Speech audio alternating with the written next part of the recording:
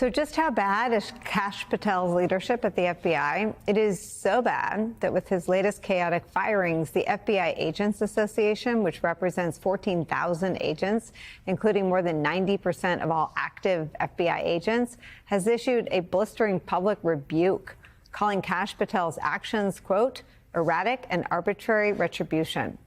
As a part of the ongoing purge at the FBI, several agents who worked on investigations related to Donald Trump's attempt to overturn the 2020 election results were fired by Kash Patel earlier this week, then reinstated after pushback from none other than acting D.C. U.S. Attorney Jeanine Pirro, only to be fired again by Kash Patel the next morning.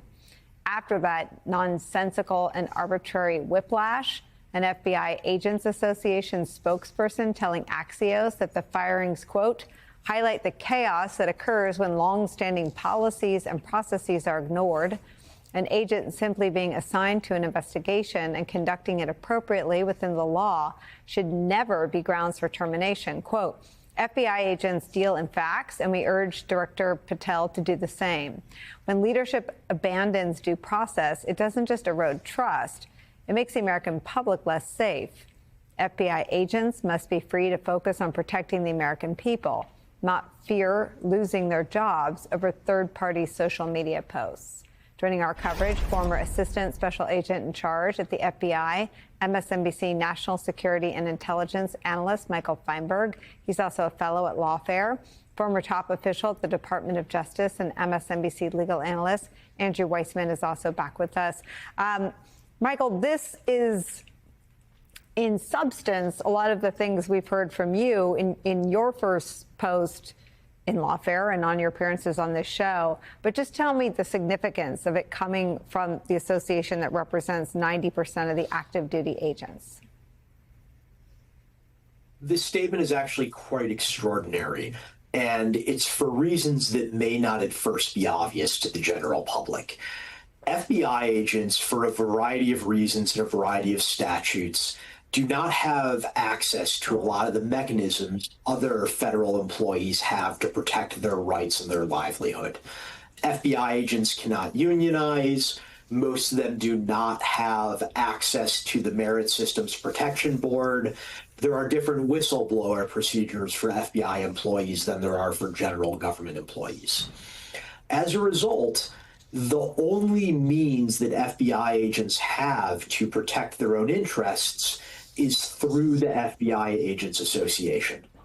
Now, because of that, the FBI Agents Association recognizes and always has that it is only as valuable as it is able to influence and regularly meet with the director or the deputy director of the organization. So they have always bent over backwards to never directly criticize the director or directly antagonize him. The fact that they are willing to draw this line in the sand and come out with language as strong as that statement does really shows that things are much more dire for the workforce than we even imagined.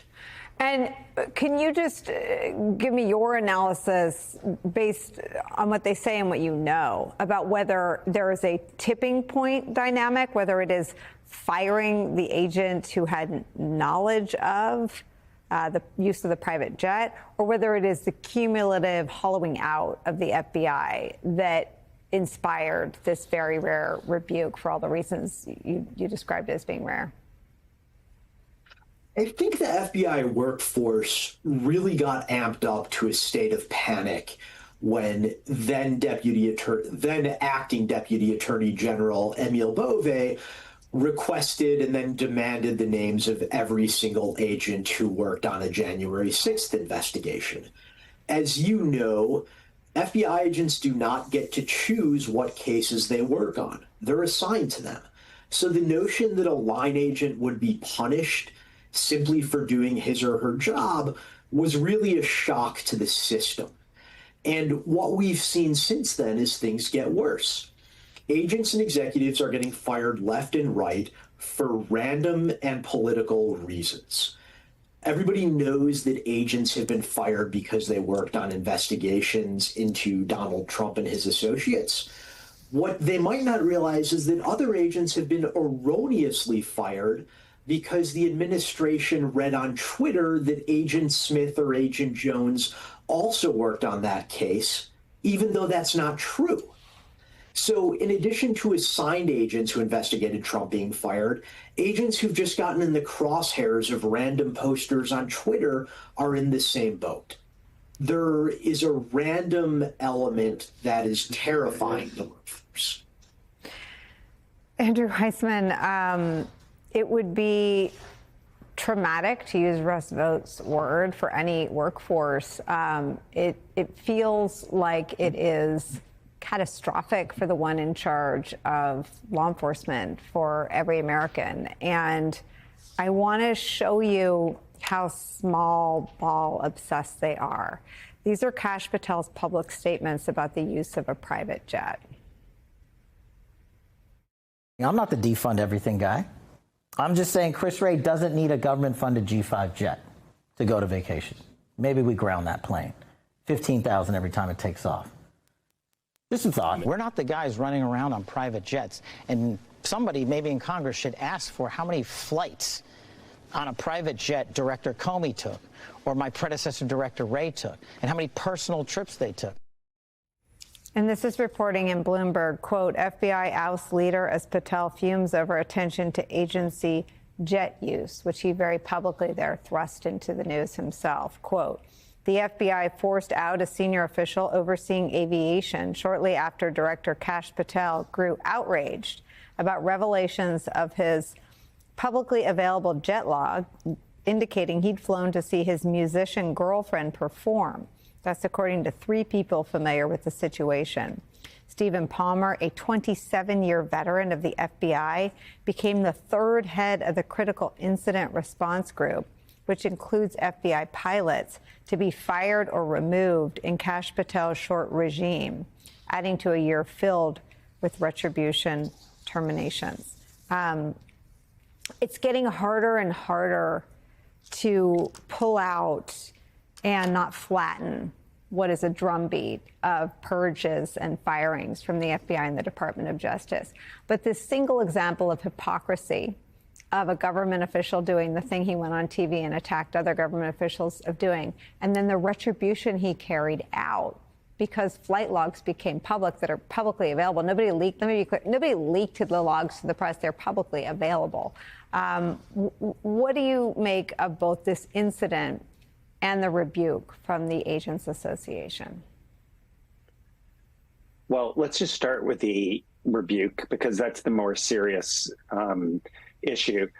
I think people need to just step back and say, when you have a director of the FBI, you want their loyalty to be to the safety of the American people.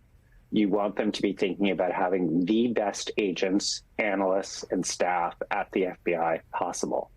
And that is just simply not what we are seeing. There still has not been an after action after what appeared by all accounts to be the clown show of how the FBI handled the Charlie Kirk assassination. When you would normally expect the FBI to be showing itself at its absolute best, and the reports of what Kash Patel were doing were, truly outrageous. And for me, having been trained by Robert Mueller, I was trained in if you make mistakes, you own up, you have reports, you do a whole after action of what happened, how are we going to deal with this better. And this is just the absolute contrary result, which is firing people for political reasons. And then the plane, there's a whole protocol for how that's supposed to be dealt with the general counsel signing off on that. And it appears that none of that is happening for this to come out this way, for Kash Patel to be handling it in this fashion.